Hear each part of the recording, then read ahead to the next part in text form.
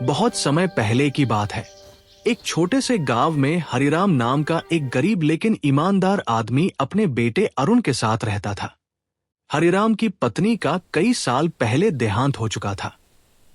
हरिराम हमेशा अपने बेटे से कहा करता था, बेटा, जिंदगी में चाहे कितनी भी मुश्किल क्यों ना आए, लेकिन कभी झूठ और बेईमानी का सहारा मत लेना। अरुण अपने पिता की हर बात मानता था। समय बीतता गया।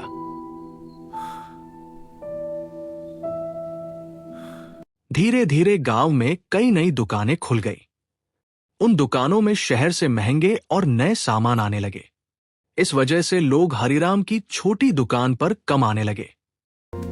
अब हालत ये हो गई कि कभी कभी पूरा दिन गुजर जाता और दुकान में एक भी ग्राहक नहीं आता।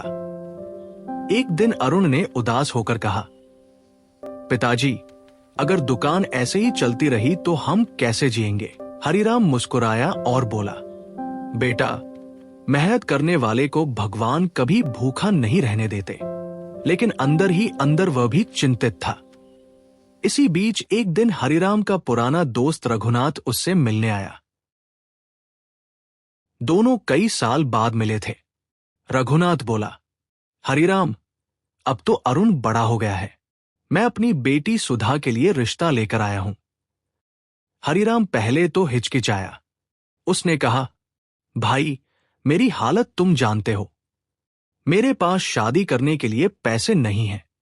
लेकिन रघुनाथ ने कहा, हम बहुत साधारण तरीके से शादी करेंगे, बस रिश्ता पक्का कर देते हैं। बहुत सोचने के बाद हरिराम ने यह रिश्ता स्वीकार कर लिया। अरुण ये सब देखकर सरप्राइज हो गया।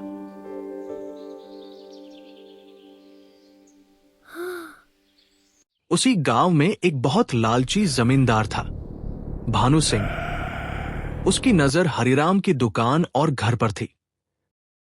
वो कई बार हरिराम के पास आकर कहता, अपनी दुकान और घर मुझे बेच दो, मैं तुम्हें बहुत पैसे दूंगा। लेकिन हरिराम हमेशा मना कर देता। वह कहता, ये घर मेरे पिता की निशानी है, मैं इसे कभी नहीं बेचूंगा। कुछ महीनों बाद हरिराम की तबीयत अचानक खराब रहने लगी। एक दिन दुकान पर बैठे बैठे उसे तेज दर्द हुआ। अरुण दौड़कर डॉक्टर को लेने गया। लेकिन तब तक बहुत देर हो चुकी थी। हरिराम इस दुनिया को छोड़ चुका था। सब गांव वाले उदास हो गए। अपने पिता को खोने के बाद अरुण पूरी तरह टूट गया। वो कई दिनों तक दुकान भी नहीं खोल पाया। उसे लगता था जैसे उसकी दुनिया ही खत्म हो गई हो। लेकिन फिर उसे अपने पिता की बात याद आई, मुश्किल समय में हार मत मानना। इसी बीच जमींदार भानु सिंह अरुण के पास आया। उसने कहा, तुम्हारे पिता ने मुझसे 10,000 रुपए उधार लिए थे। अरुण हैरान रह गया। उसे इस बारे में कुछ भी पता नहीं था। भानु सिंह बोला, अगर तुम पैसे नहीं लौटा पाए तो मुझे तुम्हारा घर और दुकान लेनी पड़ेगी। अरुण समझ गया कि यह झूठ और चालाकी है, लेकिन उसके पास कोई सबूत नहीं था। अब अरुण ने ठान लिया, वो किसी भी तरह मेहनत करके पैसे जुटाएगा। वो दिन में दुकान चलाता और रात में खेतों में मजदूरी करता।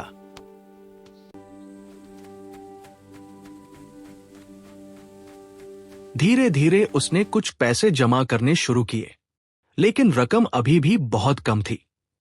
एक दिन गांव के एक व्यापारी के यहां चोरी हो गई और उस व्यापारी ने आरोप लगा दिया, चोरी अरुण ने की है। गांव में पंचायत बैठी। जमींदार भानु सिंह ने भी झूठी गवाही दी। अब अरुण पर दो मुसीबतें आ गई, कर्ज और चोरी का आरोप। अरुण ने पंचायत में हाथ जोड़कर कहा, मैं गरीब, लेकिन कोई उसकी बात मानने को तैयार नहीं था। पंचायत ने फैसला दिया, अगर 1 महीने में पैसा नहीं चुकाया तो दुकान और घर जमींदार को दे दिया जाएगा। एक रात जमींदार के गोदाम में आग लग गई। आग इतनी भयानक थी कि सब कुछ जलने लगा। जमींदार का छोटा बेटा भी अंदर फंस गया। कोई भी आदमी आग के अंदर जाने की हिम्मत नहीं कर रहा था। अरुण ने यह देखा। उसकी आंखों के सामने एक मासूम बच्चा खतरे में था।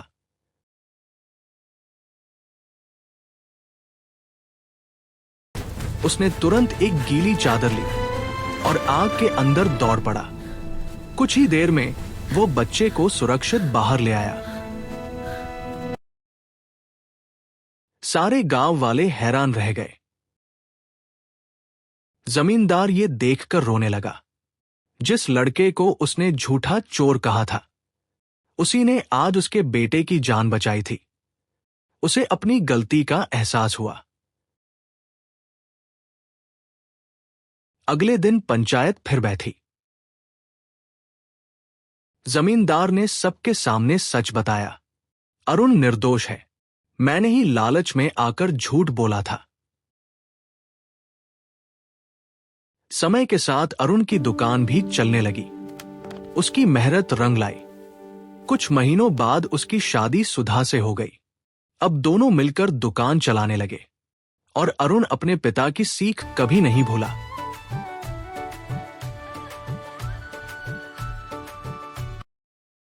सच्चाई देर से जीतती है, लेकिन जीत हमेशा उसी की होती है। ईमानदारी और इंसानियत से बड़ा कोई धन नहीं होता। वीडियो अच्छी लगी हो तो लाइक करें और केके कार्टून टीवी को सब्सक्राइब जरूर करें।